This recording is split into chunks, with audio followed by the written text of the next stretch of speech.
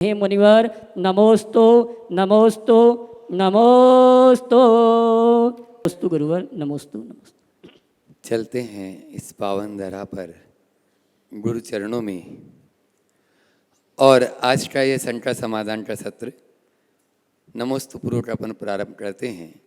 प्रथम प्रश्न के लिए मैं आवाज़ दे रहा हूँ सेजल जैन, तन्वी जैन, वे पंचशील नगर अपना प्रश्न करें और तैयार रहेंगे। विष्णु जी बोहरा निवाई से जो पूरा संघ आया हुआ है द्वय मुनि राजों के चरणों में कोटि कोटि नमोस्तु, छुल्लक जी के चरणों में इच्छामि। महाराज श्री, मेरा प्रश्न यह है, बाहर मधुर वाणी भीतर कठोर व्यवहार, क्या यही है धर्म का असली आकार? गुरुवर, क्या बाहरी दिखावा ये धर्म कहलाएगा? मैं तुमसे पूछता हूँ, क्या ये धर्म है? नहीं।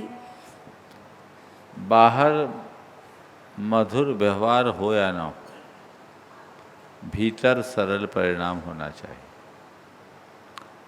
अगर हम भीतर से कच्चे हैं तो ये ठीक वैसा ही है कि कोई बर्तन बाहर से तो बहुत चमक दिख रहा है, चमक दिखा रहा है, भीतर से गंदा है। तो बाहर से चमक और भीतर से गंदा बर्तन जैसे उपयोगी नहीं होता, वैसे ही बाहर से बहुत साफ सुथरा दिखने वाले व्यक्ति जिनका आंतरिक व्यक्तित्व विकृत होता है, वो कभी अच्छे नहीं। नमोस्तु महाराज। अपने बीच में श्री दिगंबर जैन अग्रवाल समाज निवाई से अध्यक्ष विष्णु कुमार जी जैन बोहरा अपने पूरे साथियों के साथ में जो आज गुरुवर के दर्शनार्थ पूरी यात्रा संघ यहाँ पर आया हुआ है, और विमल कुमार जी जैन निवाई वे भी अपना प्रश्न करेंगे। एक बार जोरदार जोरदार ताली बजा दी इस पूरा यात्रा संघ के लिए, जो यात्रा के लिए यहाँ पर करते हुए आज यहाँ संघ के दर्शनार्थ पधारे। वे अपना प्रश्न गुरु चरणों में करें और तैयार रहेंगे। मिनी जैन राहतगढ़। महाराज जी के चरणों में त्रिबार नमोस्तु। महाराज जी, मेरा प्रश्न ये है कि समाज में जो अन्यत्र समाज की बहुएं आती है, जो जैन समाज के अलावा आती है समाज में ब्याह होके, वो आहार या अभिषेक उनके परिवार वाले कर सकते हैं क्या? मेरा प्रश्न ये। जो साधु आए उनसे पूछना और जैसा वो बोले वैसा करना। नमोस्तु नमोस्तु। विमल कुमार जी। नमोस्तु महाराज जी। महाराज जी, जैन धर्म अनादिकाल से चला आ रहा है, तो जैन धर्म में कभी ये 13 पंथ, 20 पंथ, श्वेतांबर, दिगंबर, ये कब से चले हैं और क्यों चले हैं महाराज? ये मेरा प्रश्न। एक पेड़ बड़ा होता है तो जैसे जैसे पेड़ बढ़ता है उसकी शाखाएं बढ़ती कि नहीं बढ़ती? सब शाखा एक सी होती क्या? छोटी बड़ी कोई मोटी होती, कोई पतली होती, कोई बड़ी होती, कोई छोटी होती। पेड़ एक होता है। तो ये मानो समग्र जैन धर्म का पेड़ एक है, बाकी सब शाखाएं। समझ गए? नमस्ते महाराज। ओ नमस्ते महाराज। मिनी जी जैन राहतगढ़ से अपने बीच में वे अपना प्रश्न गुरु चरणों में करें और तैयार रहेंगे। अनीश जी जैन। द्विमीर राजों के चरणों में बारंबार नमोस्तु नमोस्तु नमोस्तु। सभी चुल्लक महाराज को एक छामी। महाराज श्री, मैं 1 वर्षों से स्वाध्याय कर रही हूँ और स्वाध्याय के माध्यम से मैंने जाना कि हमने सारे बड़े बड़े पद जैसे IAS, IPS इस जमाने के और हर पर्याय में प्राप्त कर लिए हैं, लेकिन हमने यदि अनंत जन्मों से लेकर आज तक प्राप्त नहीं किया है तो वो है सम्यक दर्शन। क्या ये सही है महाराज श्री? यदि हाँ तो हम ऐसा क्या करें कि हम इस भव में सम्यक दर्शन प्राप्त कर पाएँ और अपने संसार को समाप्त करने के लिए पहला कदम, समीचीन कदम इस जीवन में उठा सकें और अपना मानव जीवन का सही लाभ ले सकें? बहुत अच्छा भाव प्रकट किया। ये बात सच है कि हमने जीवन में बड़ी बड़ी उपलब्धियां अर्जित की, बड़ी बड़ी प्रतियोगिताएं पास की, लेकिन जीवन की असली प्रतियोगिता में अभी तो भाग भी नहीं लिए। कोई भी प्रतियोगिता में सफलता कब मिलती है? जब व्यक्ति उसे अपना लक्ष्य बनाकर उसे पूरी तरह अपने आप को उसमें समर्पित करता है, अपने आप को उसमें झोंकता है। तो जब लक्ष्य बनता है तब पुरुषार्थ जगता है। सम्यक दर्शन का लक्ष्य केवल वो बना पाते हैं जो भव भ्रमण से मुक्ति चाहते हैं। संसार से भटकन से बचना चाहो, बहुत दुख को का भंजन करना चाहो, तभी तो सम्यक दर्शन की बात होगी। सम्यक दर्शन है क्या? मोक्ष मार्ग का आधार। और मोक्ष मार्ग की ओर आकर्षित कौन होता है? जिसे संसार बंधनमय दिखता है, दुखमय दिखता है, जिसके हृदय में संसार से मुक्त होने की परम ललक होती है, जिसको संसार में ही रस आता है, उसके लिए सम्यक दर्शन की बात बेमानी। तो पहले अपने अंदर देखो कि मुझे करना क्या है। मुझे मेरी आत्मा का कल्याण करना है, इस संसार में अब फंसना नहीं है, और आत्मा का कल्याण करके भवचक्र से मुक्त होना है, भवचक्र से बाहर निकलना है। ये भाव अपने मन में जगा लोगे तो धीरे धीरे आत्मा के प्रति रुझान होगा, शुद्धात्म तत्व का पक्का श्रद्धान होगा, और जब ये श्रद्धान होगा, भेद विज्ञान होगा, तब सम्यक दर्शन प्रकट होगा। तो पहले अपना लक्ष्य बनाओ, चतुर्गति के दुखों का बार बार स्मरण करो, और ये देखो कि मेरी ये आत्मा अनादि काल से अनंत जन्मों में न जाने कहाँ कहाँ की भटकन पाई है। हमने क्या क्या भोगा है, कितने दुख पाए, कभी इसका एहसास होता है क्या? ज़्यादातर लोगों को यही जीवन ही सब कुछ दिखता है, आगे पीछे का जीवन दिखता ही नहीं। मुक्ति की बातें धर्म सभाओं तक याद रहती है, बाहर निकलने के बाद सबकी नई दुनिया बन जाती है। तो पहले देखो कि मेरा लक्ष्य क्या है, मुझे पाना क्या है, मुझे जाना कहाँ है। फिर तदनुरूप पुरुषार्थ जगाओ, उसके लिए अनुकूल निमित्तों का आश्रय लो। सच्चे देव शास्त्र गुरु का समागम, तत्व का चिंतन, शास्त्रों का अभ्यास, ये सब चीज़ें हमारे मोक्ष मार्ग के आधार बनते हैं। इनसे ही सम्यक दर्शन का बीजारोपण होगा। इसलिए ये लाभ लेते हुए नियमित सम्यक की भावना भाव, और रोज एक ही भाव रखो, हे भगवान मेरे इस संसार का आवागमन छूटे, मैं हमेशा हमेशा के लिए जन्म जरा मृत्यु के दुख से मुक्त हो जाऊं, जन्म मरण के चक्र से बाहर निकल जाऊं।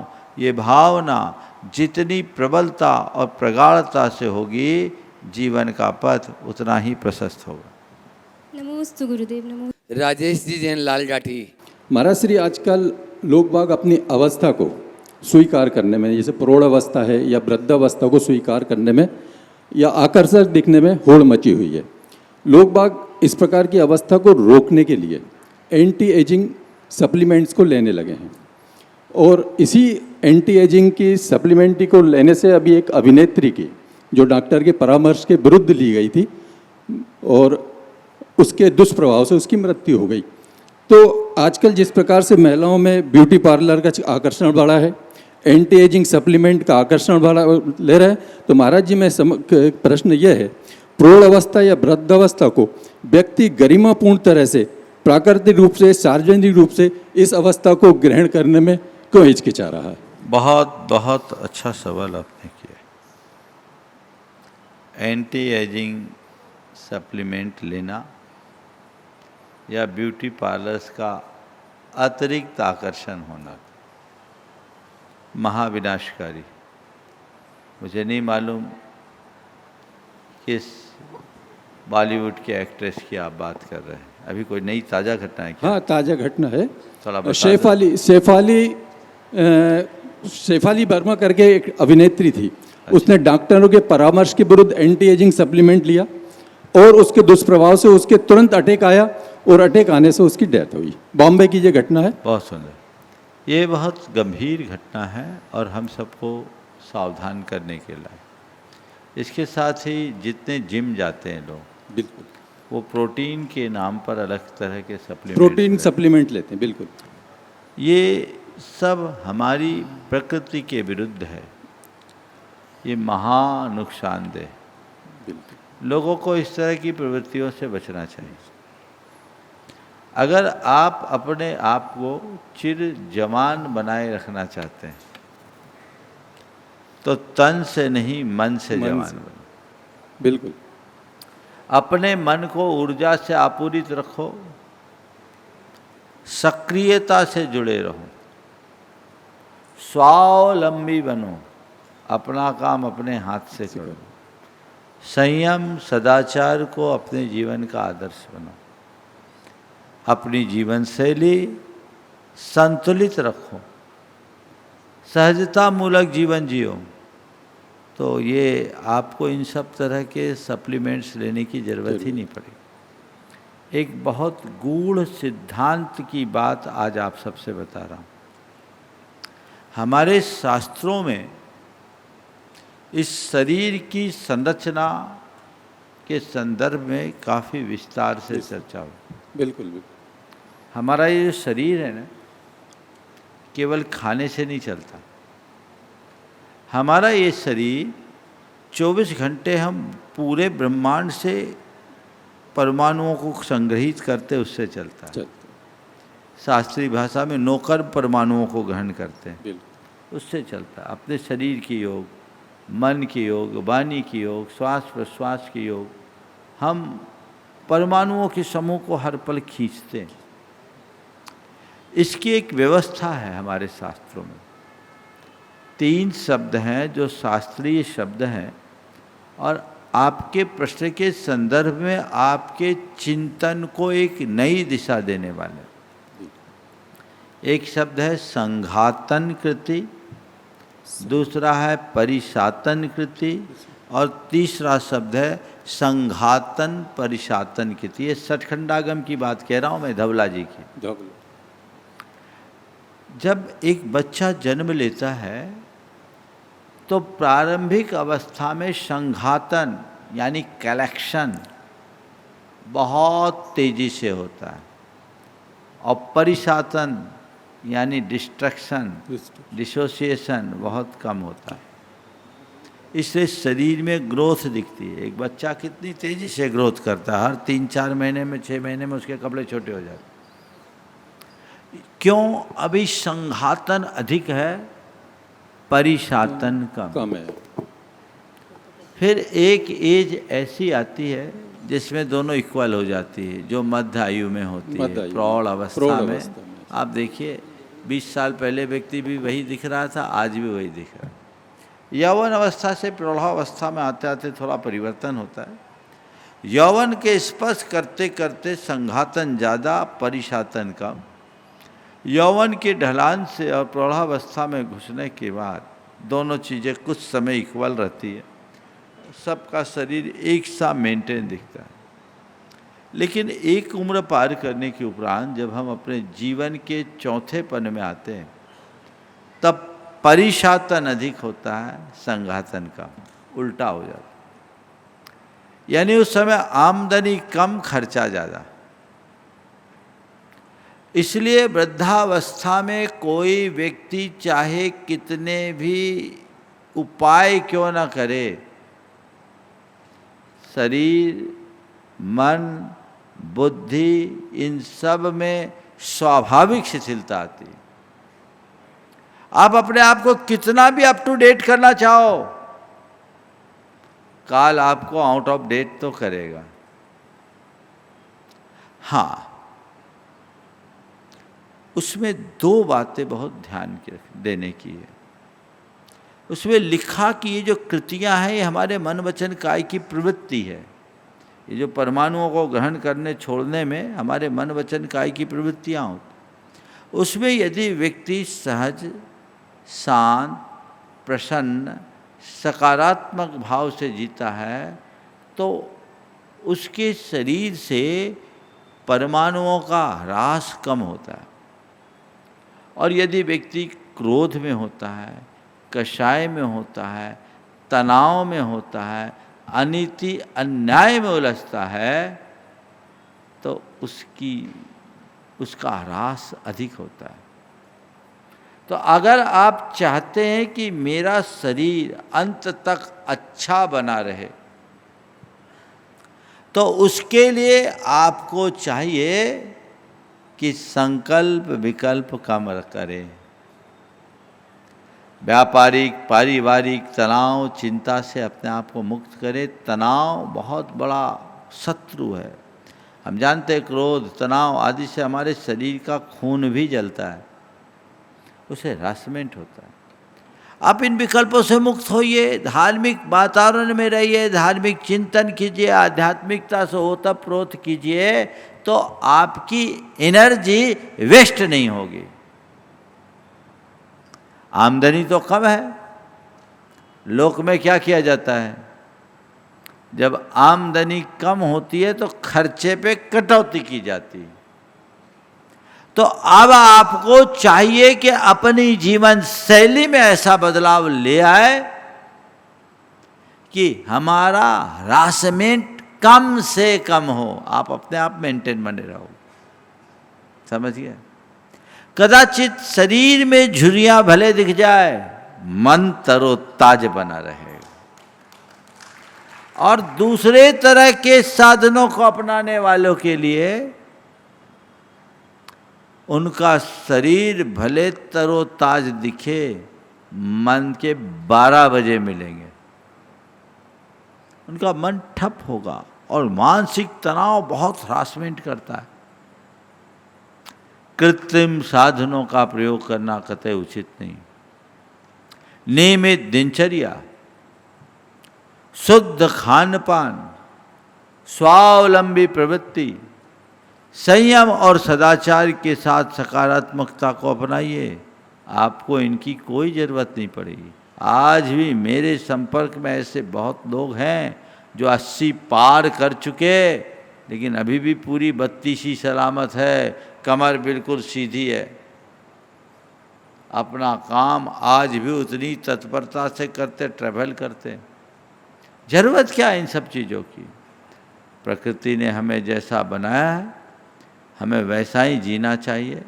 और इस तरह के आजकल तो चूँकि सब एडवर्टाइजमेंट ज़्यादा है और उस विज्ञापन के शिकार बनकर, विज्ञापन से प्रेरित होकर लोग इस तरह के कृत्य कर लेते हैं और उन्हें ये नहीं पता कि ऐसा करके मैं अपना कितना अनर्थ कर रहा हूँ। शरीर खुद में हमें बहुत कुछ देता है, हम प्रकृति के विरुद्ध न जाएं। एक बात और बोलूँगा, एक वृद्ध व्यक्ति को आप देखिए, उसका शरीर क्षीण दिखेगा लेकिन सत्व आपको अच्छीन दिखेगा। सत्व क्षीण नहीं होता। कई बार मैंने महसूस किया है कि कोई जवान हमारे हाथ पैर को दबाए तो उसकी उतनी ग्रिप नहीं होती, उसकी जगह कोई 70-80 साल के बुजुर्ग होते हैं ना, तो उनकी हाथ में बहुत ज़्यादा ग्रिप दिखती है। जवान फेल है, यानी इनमें सत्व अधिक हो, उनमें सत्व कम। मेहनत कश है, उनका शरीर वैसा ढला है। इसलिए इन बातों को बिल्कुल ध्यान देना चाहिए और इस तरह के कृत्रिम साधनों के प्रयोग से बचना चाहिए। खुद भी और अपने बच्चों को भी इसके लिए प्रेरित करना चाहिए। आपने बॉलीवुड की एक्ट्रेस का उदाहरण दिया जो बहुत गंभीर और चिंतनीय है। इस तरह की घटनाओं की पुनरावृत्ति ना हो, ऐसा हम सबको ख्याल रखना चाहिए। नमस्ते। श्रीमती आशा देवी जी काला, जयपुर। नमोस्तु महाराज जी, नमोस्तु महाराज जी। मेरा प्रश्न ये है कि ये जो आप सुबह शांतिधारा में चांदी की जो लेते हो जारी, जो शांतिधारा में चांदी की जारी लेते हो, वो ये डंडी वाली नहीं लेके वो क्यों लेते हो? सुबह शांतिधारा में जो जारी काम में लेते हैं, वो पहले जो पुरानी वाली थी वो न लेके ये वाली क्यों लेते हो? देखो भाई, झारी, आपने देखा झारी क्या होती है? झारी का जो मुंह होता है थोड़ा चौड़ा होता है। झारी किसको बोलते हैं? जिसका मुंह इतना बड़ा हो। पहले शादी विवाह आदि में उसको गंगा जल बोलते थे, उससे पानी परोसा जाता था, दिया जाता। वो है झारी, जो अष्टमंगल में एक है। भगवान के अभिषेक के लिए झारी का उल्लेख है। अब वो झारी आप लो जो एक्चुअल झारी है, तो उसका इतना मोटा छेद, तो आपको न जाने कितनी झारी उड़ेलनी पड़ेगी, जल आपका कम पड़ेगा। तो लोगों ने क्या किया, उसकी जगह झारी का मुंह सकरा कर दिया, जैसे इंजेक्शन के सिरिंज से पानी निकलता हो। पानी कम निकले हो जाए, ठीक है, कोई बुराई नहीं, करो। लेकिन वो नैसर्गिक झाड़ी नहीं है, इतनी सकरी मुंह की झाड़ी कहीं नहीं होती। झाड़ी का मुंह इतना होता है, और इतना मुंह हो तो हमें कोई दिक्कत नहीं है, दिखे उसमें कोई जीव जंतु ना हो। अब जब आपने मुंह उसका छोटा कर दिया, उस पूरे के पूरी पाइप में, नाली में क्या छिपा है, कौन जीव जंतु कभी दिखता है क्या? मैंने अपनी आँख से भगवान का अभिषेक होते समय पानी के साथ मरी हुई लाल चींटी निकलती देख ली, उससे मुझे घोर ग्लानि हुई। तब से मैंने तय कर लिया अब इस झाड़ी से कभी भी शांति धारा नहीं कराऊं। आपके पास कोई व्यवस्था नहीं, आप लोटे से कर दो, कलश से कर दो। और तभी फिर एक भाई से बोला तो उसने एक डिजाइन निकाल दी कि पानी भी कम निकले और झाड़ी खुली भी रहे, तो वो दिखती है। तो वो थोड़ी दूसरे तरह की झाड़ी है तो वो भी झाड़ी, दोनों झाड़ी है। तो हमें अभिषेक करना है, सुविधा भी देखनी है, जल भी हमारी पूरी ज़्यादा न लगे, और बहुत ज़्यादा बड़ी झाड़ी ले तो उठाना भारी पड़ता है। तो उन सब चीज़ों को देखते हुए हमें ये झाड़ी दिखती है। ये निर्दोष इसलिए दिखती है क्योंकि इसमें किसी भी जीव जंतु के विघात की कोई संभावना ही नहीं, वो मस्ती है, दिखती है। अगर वो झाड़ी रखनी है, कम से कम 1 उंगली मोटी उसका मुंह रखो, और आप रोज उसका मार्जन करो, कपड़ा डाल के उसको, तो वो आप कर तो लेंगे, लेकिन इतना जल होगा, कम से कम इतनी बड़ी झाड़ी रखनी पड़ेगी तो होगा। इसलिए झाड़ी का निषेध नहीं है, लेकिन हिंसा से बचना अपना ध्येय होना चाहिए। नमस्ते महाराज। निशिजी जैन जतारा टीकमगढ़ से। दो ही मुनिराजों के चरणों में नमोस्तु नमोस्तु नमोस्तु। मुनीश्वरी, मेरा प्रश्न है कि क्रोध को शांत कैसे रखें और अपने भाव निर्मल कैसे रखें? नमोस्तु महाराज जी। क्रोध को शांत कैसे रखें और अपने भावों को निर्मल कैसे रखें? नमोस्तु महाराज जी। नमो। देखो, क्रोध को शांत रखना चाहते हैं, नियमित भावना योग करिए। अनुभूत प्रयोग है, मुझे शांत रहना है, मुझे संयम रखना है, मुझे सहज रहना है, मुझे सकारात्मक रहना है। भावना योग के चारों चरणों को प्रार्थना, प्रतिक्रमण, प्रत्याख्यान और सामायिक के रूप में आप इन्हें ध्याइए। अपने आप को ऐसा महसूस करते हुए ध्याइए। देखिए कितना अंतर आता है।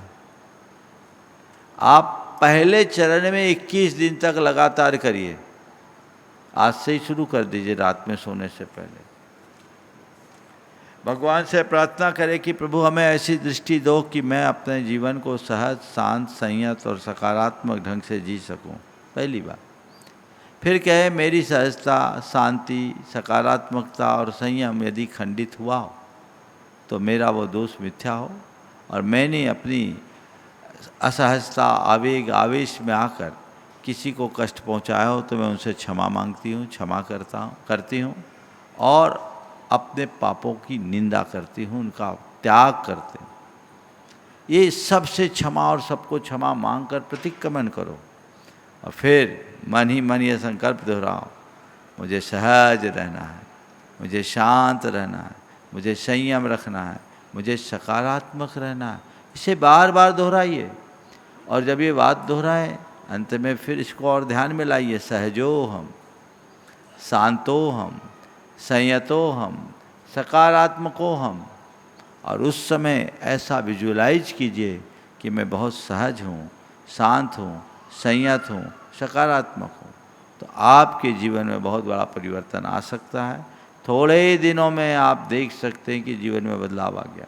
जब मैं सहज हूँ, इस बात का ध्यान करें तो ऐसा देखिए कि किसी झरने के तट पर आप बैठे हैं, और जैसे झरने के प्रवाह में सूखे पत्ते बह रहे, कलकल नाद हो रही है, और आसपास के पक्षियों, पेड़ों के पत्तों की आवाज़ आ रही, पक्षियों के कलरव आ रहे, और मैं सहज रूप से उन्हें देख रहा हूँ। शांत तो हम तो ऐसा देखो कोई शांत सरोवर के तट पर बैठे हैं, उसमें मेरा प्रतिबिंब दिख रहा है और एकदम निस्तरंग सरोवर की तरह मेरे मन में किसी भी प्रकार का संकल्प विकल्प नहीं है। संयतो हम, ऐसे देखे कि एक नदी अपने दोनों तटों की मर्यादा के बीच सहज रूप से बह रही है। मेरे जीवन में भी ऐसा ही सहज प्रवाह बन रहा है। इस तरह की बातों को विजुअलाइज करते हुए यदि आप थोड़े दिन इसको दोहराते हैं, सुनिश्चित तौर पर आपके जीवन में बड़ा बदलाव घटित हो सकता है। नमोस्तु महाराज जी। पाठशालाओं के शिक्षकों की तरफ से और बच्चों की तरफ से नमोस्तु महाराज जी। नमोस्तु। ओम। सुरेंद्र जी झांझरी जयपुर से अपने बीच में भी अपना प्रश्न डॉक्टर। हम हमारी जीवन शैली में बहुत परिवर्तन हो चुका है और हम जैन धर्म के मूल सिद्धांत से बहुत दूर होते जा रहे हैं। अतः मेरा प्रश्न है हमारा कि ये हम समाज में नैतिकता खो रहे हैं और मनुष्य भी अपना नैतिकता खो रहा है, तो हमें ऐसा क्या करना चाहिए कि हम वापस मूल सिद्धांत पे वापस आ सकें? देखिए, समाज में नैतिकता का पतन हो रहा है, मनुष्य में नैतिकता कम हो रही। आपने पूछा मूल सिद्धांतों की ओर हम वापस कैसे आए। उसके लिए एक अलग जगाने की ज़रूरत है। पूरे समाज में एक सामाजिक भावना जगाने की ज़रूरत है सामूहिकता के साथ। यदि उसे जगाने में हम सफल होंगे, लोगों के अंदर एक आध्यात्मिक क्रांति प्रकट होगी, तब लोग अपने जीवन के परंपरागत मूल्यों को प्रमुखता देंगे और तभी वो अपने जीवन को अच्छा बना सकेंगे। ऐसा प्रयास करें। नमोस्तु महाराज। नमोस्तु। डॉक्टर ज्योति जी जैन उज्जैन। नमोस्तु मुनिराज। नमोस्तु। मैं उज्जैन से। महाराज जी, मेरा प्रश्न यह है कि जब हम 50-55 साल की उम्र तक पहुंच जाते हैं और उस समय हमें पूर्ण रूप से मन वचन काय से धर्म के वास्तविक स्वरूप को समझते हुए धर्म की ओर प्रवृत्त होना चाहिए, लेकिन हमारी इसी समय पारिवारिक जिम्मेदारियां, बहू आ जाती है, बेटी शादी हो जाती है, दामाद आ जाते हैं, तो और ज़्यादा हम उलझते चले जाते हैं। तो महाराज जी, हमें मार्गदर्शन प्रदान करिए कि हम ऐसा क्या करें कि इन सब जिम्मेदारियों के साथ भी हम धर्म की ओर पूर्ण रूप से प्रवृत्त रहें। देखिए, धर्म कभी हमें हमारी जिम्मेदारियों से दूर नहीं करता। गुरुदेव कहते थे, जिम्मेदारियां निभाओ, जिम्मेदारियों को ओढ़ो मत। ये गुरुदेव का शब्द था। जिम्मेदारियां निभाओ, जिम्मेदारियों को ओढ़ो मत। थोड़ा विश्लेषण करके देखें हम लोग क्या कर रहे हैं। जिम्मेदारियां निभा रहे हैं या जिम्मेदारियों को ओढ़ लिए। जी, धर्म कभी हमें नहीं रोकता। जिम्मेदारियां कर्तव्य मान करके करो और उसके बाद आप उसमें उलझो मत, रचो पचो मत। जितना दायित्व है पूरा कर लिए, बाकी अपने आप को बिलग रखकर अपनी आत्मा का स्मरण करो और संयम, साधना, सदाचार में जितना अपने आप को लगा सको लगाओ। भाव शुद्धि के प्रति अपना पूरा ध्यान रखो। मन में वैराग्य की लहर प्रकट करो और एक लक्ष्य रखो कि जब तक मेरी जिम्मेदारियां हैं, मैं जिम्मेदारी का निर्वाह करूंगा और उसके बाद जैसे हो मैं अपने आत्मा के प्रति जो स्वयं के उत्तरदायित्व से पूरा करूंगा। तो आप ये देखिए कि मैं जिम्मेदारियां निभा रहा हूं या जिम्मेदारी को ओढ़ करके बैठा हूं। निभाओगे तो सुखी रहोगे, ओढ़ोगे तो उलझे रहोगे। और अब मेरे बिना कौन करेगा? जब हम इस दुनिया में नहीं रहेंगे तो कौन करेगा? सब अब मुझे ही करना है। तो तुम ही करोगे तो उनको करने का मौका कब दोगे? ये भी तो देखा जा सकता है। तो हमें जिम्मेदारियां निभाना सीखना है, जिम्मेदारी ओढ़ने से बचना है। नमोस्तु महाराज, नमोस्तु। और अब चलते हैं अपन सन के गुलदस्ते के पुष्प क्षुल्लक स्वरूप सागर जी महाराज। वे अपने प्रश्न द्वारा आप सबको लाभान्वित कर रहे हैं और उसके बाद में आज जो बिल्कुल मित्र से जुड़े हैं अरविंद जी, लता जी जैन नोएडा तैयार रहेंगे। मुनिद्वय के चरणों में बारंबार नमोस्तु। महाराज जी, इस समय बड़े बड़े गरबा महोत्सवों का दौर चल रहा है और ये पूरी तरह से सार्वजनिक होते हैं और प्रोफेशनल होते हैं और युवाओं का इनमें जाने का बहुत रुझान होता है। तो बाकी लेकिन इसमें कई बार कई विसंगतियां भी देखने में आती हैं। तो महाराज जी, इनमें जाना चाहिए या नहीं, या जाएं तो किन बातों का ध्यान रखना चाहिए? देखिए, गरबा क्या है? गरबा एक रास है। जो भक्ति के रूप में प्रकट हुआ। और ये जब हम इसके अतीत को देखते हैं तो पुराने ज़माने में वे लोग भाव भक्ति से अपने इष्ट आराध्य के प्रति अपने श्रद्धा और अनुराग की अभिव्यक्ति नृत्य गान के माध्यम से करते थे, जिसमें सात्विकता और शालीनता होती थी, और प्रायः वे लोग व्रत उपवास से संपन्न रहते थे। धीरे धीरे इसका मूल गुजरात में था और उसमें मर्यादा थी, सात्विकता थी, संयम और सदाचार था। धीरे धीरे ये चीज़ें पूरी तरह प्रोफेशनल रूप धारण कर ली और इसमें अब वो धर्म छूट गया और ये भक्ति रास की जगह राग रास बन गया, राग लीला बन गई। और इसमें युवा वर्ग जिस तरीके से जुड़ रहे और पूरे पूरे रात रात तक जिस तरह के कृत्य हो रहे हैं, इसमें हमारी मर्यादाओं का हनन हो रहा है। भक्ति तो कौन, पहले जो लोग आराधना करते थे वे आराधना मंडप में क्या करते थे, अब तो केवल ये तो नृत्य गान का ही समय है और नृत्य गान में ही लोग लग गए तो पूरी तरह उलझने लगे। इसके परिणाम बहुत भयानक आ रहे हैं। आज से 15 साल पहले मैंने एक रिपोर्ट पढ़ी थी, वो चौंकाने वाली। उसमें लिखा था कि हर साल जनवरी और दिसंबर के महीने में गर्भपात की सर्वाधिक संख्या होती। उस रिपोर्ट का पूरा विश्लेषण था, हो सकता है मेरे संग्रह में वो हो भी, जिसमें लिखा था कि गर्भा के समय युवक युवती एक दूसरे के निकट आने के बाद जो अनैतिक संबंध बनाते हैं, उसके कुपरिणाम स्वरूप दिसंबर जनवरी होते होते इतनी तादाद में गर्भपात होते हैं। इस रिपोर्ट को देखते हैं तो रोंगटे खड़े होते हैं, आखिर क्या हो रहा है, कहाँ है हमारी भक्ति। भक्ति यदि आप करें, आपकी धार्मिक मान्यता है, विश्वास है और ये हमारी संस्कृति का अंग है, हमारी सांस्कृतिक पहचान है, पर उसमें वही होनी चाहिए संस्कृतियों के साथ जब अपसंस्कृतियाँ मिल जाती है तो महाविकृति प्रकट होती है। आज यही सब हो रहा है, इस पर नियंत्रण चाहिए। अब तो सब भाग रहे हैं, अब लोग दफ्तरों में काम नहीं करते, घरों में काम नहीं करते, पूरी पूरी रात इसी काम में, और उसमें नाना प्रकार के अनाचार होते हैं।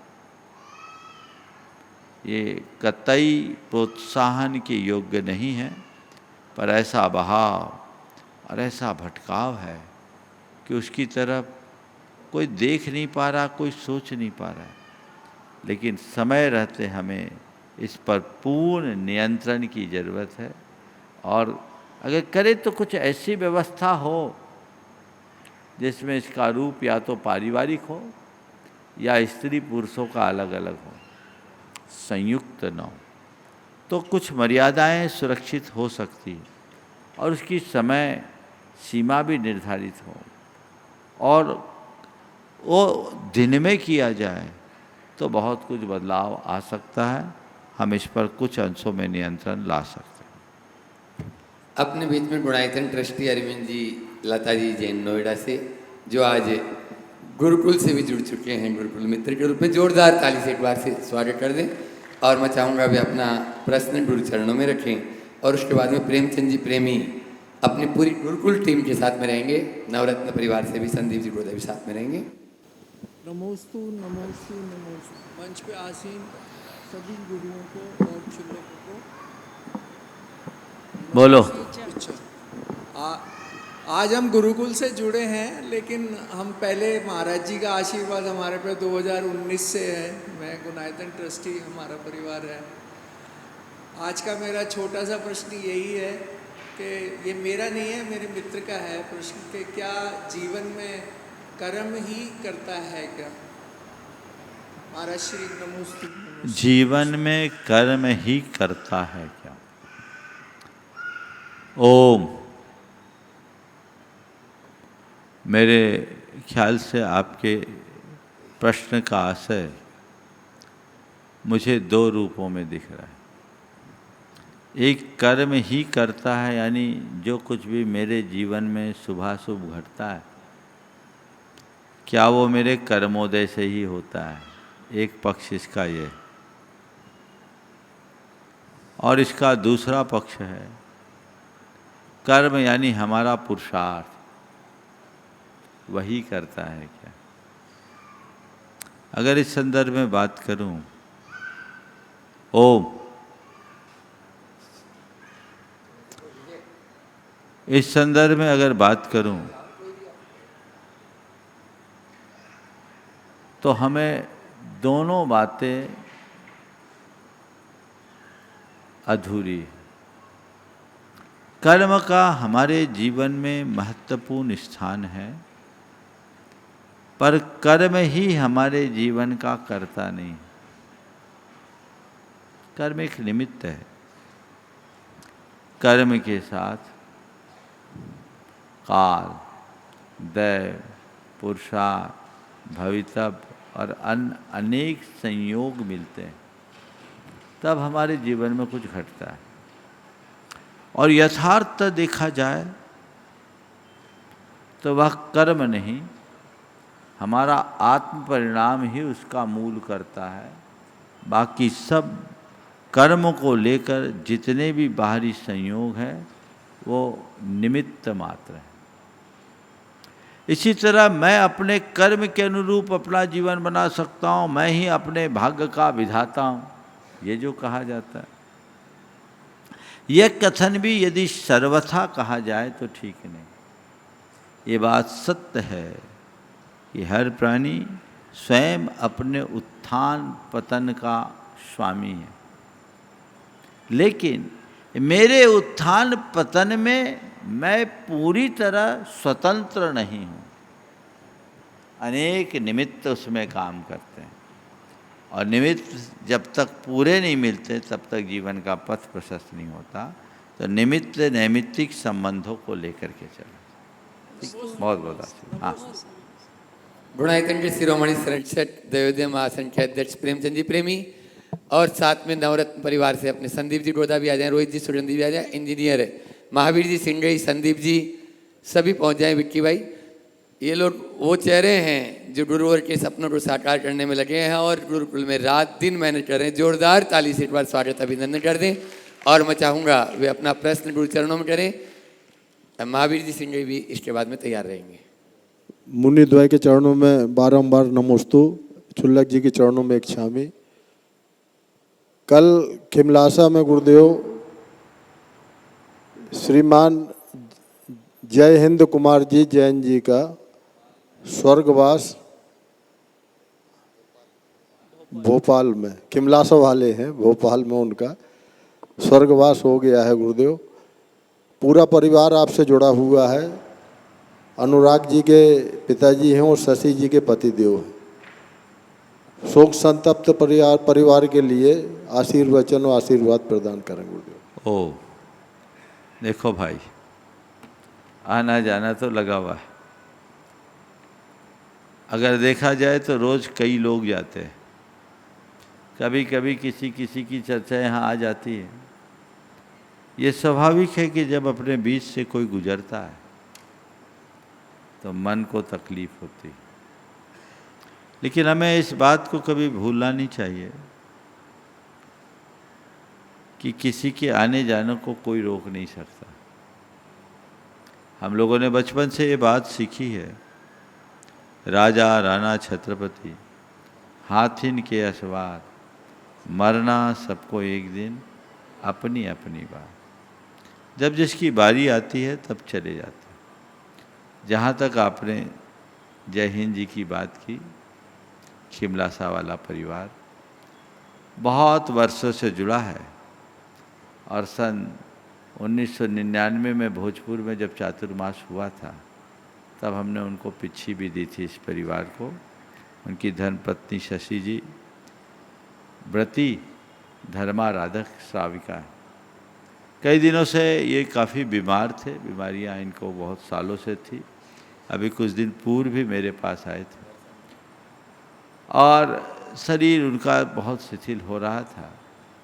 अब उनकी ये पारी पूरी हो गई, आयु पूरी हुई, निश्चित वे अपने परिणाम अच्छे ही रखे और अच्छे रखने के कारण उनका अच्छा हुआ होगा। ऐसी घड़ी में मैं पूरे परिवार को ये आशीर्वाद देना चाहूँगा कि इसे नियति की परिणति मानकर स्वीकार करें और ऐसी घटना को शोक का निमित्त बनाने की जगह वैराग्य का निमित्त बनाएं। जिसकी जितनी आयु होती है वो उतना ही जीता है। बीमारी उनके पूरी तरह जकड़े हुए थी और उस बीमारी से वे काफ़ी परेशान भी थे। मैं समझता हूँ उनका कर्म इसी निमित्त से कटना था, वो पूरा हो गया। अब हम अपने कर्म और अपने धर्म पर ध्यान दें। पूरे परिवार को आशीर्वाद। हाँ, पहले बच्चों। महावीर जी सिंगई सिद्धार्थ ले शेट्टी भी अपना प्रश्न करें, उसके बाद में नहीं, पहले दो बच्चे। बच्चे। महावीर जी रुको, टाइम बचेगा तो पहले बच्चे अनिश जी जैन कोरजावर, वे अपना प्रश्न गुरु चरणों में करें और नक्श जैन राजस्थान दर्श तैयार रहेंगे। दोनों महाराजियों के चरणों में बारंबार नमोस्तु। छोलक जी को एक छामी और सभी को जय जिनेंद्र। महाराज श्री, मेरा प्रश्न था कि मंदिर पर शिखर क्यों लगाया जाता है? मंदिर में शिखर क्यों बनाया जाता है? देखो, हमें घर बनाते हैं तो घर घर जैसा होता है। मंदिर बनाते हैं तो मंदिर की एक संरचना है जिसको देख करके लोग समझ ले कि ये पूजा स्थान है, देवस्थल है, ये मंदिर है, समझ गया? तो इसको शिखर की तरह बनाया। अब इस शिखर की तरह इसका आकार ऐसा क्यों दिया? इसके पीछे एक विज्ञान है, समझे? वो क्या है? जब हम गुम्मट बनाते हैं और उसके नीचे कभी ध्यान करते हैं, मंत्र बोलते हैं, तो हमारे मुख से उच्चारित होने वाले मंत्र की जो तरंगे वो सीधे ऊपर जाते, ऊपर जाके उससे टकरा करके वापस नीचे गिरती है। तो उसके नीचे गिरने से हमारे मस्तिष्क की अल्फा तरंगे सक्रिय हो जाती है, जो हमारे अंदर एक अलग प्रकार की आनंदानुभूति देती और उस पूरे वातावरण को ऊर्जा से भर देती है, समझ गए? इसलिए मंदिर में शिखर बनाए जाते हैं, समझ गए? ताकि ऊर्जा बना रहे। और उसमें ऊपर कलश लगाया जाता है। वो कलश प्रायः स्वर्ण कलश होता है। उसके पीछे भी यही एक कारण है कि वो कॉस्मिक एनर्जी को ग्रहण करता है और मंदिर की ऊर्जा को व्यर्थ नहीं होने देता, तो ब्रह्मांड की सकारात्मकता को अपनी ओर खींचता है। पिरामिड के ऊपर बहुत शोध हुआ है, समझ गए? एक पिरामिडिकल सेट में बैठ करके आप ध्यान करो तो आपकी एकाग्रता बढ़ती है। भगवान ध्यानस्थ मुद्रा में रहते हैं और हमने उनको प्रतिष्ठित कर दिया है, तो प्रतिष्ठित होने से अब वो मूर्ति नहीं रही, सजीव भगवान है। उनकी ध्यान की ऊर्जा ब्रह्मांड की ऊर्जा से मिलते रहे और पूरा वह क्षेत्र ऊर्जा से भरा रहे, इसलिए मंदिर में शिखर बनाया जाता है, समझ गए? महाराज श्री, मेरा एक छोटा सा प्रश्न होता कि जैसे किसी की आंखों की रोशनी हमेशा के लिए चली जाती है, तो वह उसके किस कर्म के उदय से जाती है? बेटा, इसका तीव्र ज्ञानावरण कर्म के उद्देश्य और असाता वेदनी कर्म के उद्देश्य ऐसा होता है, ठीक है? नमोस्तु महाराज। नक्श जैन वो अपना प्रश्न करें और समय रहा तो महावीर जी सिंगई तैयार रहेंगे। नमोस्तु महाराज। महाराज श्री, मेरा प्रश्न है कि शांति धारा क्यों करते हैं? शांति धारा क्यों करते हैं? देखो, शांति धारा करते हैं शांति की कामना से। शांति यानी यदि किसी कारण से अशांति हुई है, उद्वेग हुआ है, तो वो शांत हो जाए, स्थिरता आ जाए, इसलिए शांति धारा करते हैं। इसका बहुत पुराना उल्लेख हमें आदि पुराण में मिला। आदि पुराण में दो प्रसंग इस पर ध्यान देने योग्य है। पहला, जब भरत चक्रवर्ती को 16 अशुभ सपने आए तो उसका मन बड़ा उद्विग्न हो गया। इन सपनों के फल को देखकर लगा कि अब तो बड़ा अनर्थ होगा, तो उसने शांति के अनेक कर्म किए और उसमें भगवान की शांति के साथ महाशांति के लिए महाअभिषेक किया। ये शांति धारा का एक उल्लेख। दूसरा, जब भगवान का जन्माभिषेक हुआ सुमेरु पर्वत पर, तो अभिषेक संपन्न करने के बाद इंद्र ने शांति धारा की, शांति के लिए अभिषेक किया विशेष मंत्रों के द्वारा। तो ये दो प्रमाण आदि पुराण के मिलते हैं जो शांति धारा के औचित्य, उद्देश्य और इतिहास तीनों को रेखांकित करते हैं। इसलिए अपने अंदर घर, परिवार और समाज में, देश में शांति और सद्भाव को प्रकट करने के लिए शांति धारा की जाती है। हाँ हाँ, महावीर जी। मुनिश्री प्रमाण सागर जी महाराज, मुनिश्री शंदान सागर जी के महाराज के पावन चरणों में बारंबार नमोस्तु नमोस्तु नमोस्तु। छुल्लक महाराज जी के चरणों में जल्दी सवाल कर लो, गाड़ी छूट रही है। महाराज जी, आगम के अनुसार अमीर और गरीब की क्या परिभाषा है? प्रहातः सुनो, हो गया सवाल। अमीर कौन है? जिसके मन में संतोष है। और गरीब कौन है? जिसके हृदय में तृष्णा है। समझ गए? को ही दरिद्रो यश तृष्णा विशाला, और कहा धनाढ्य यश हृदय संतोषामृतम।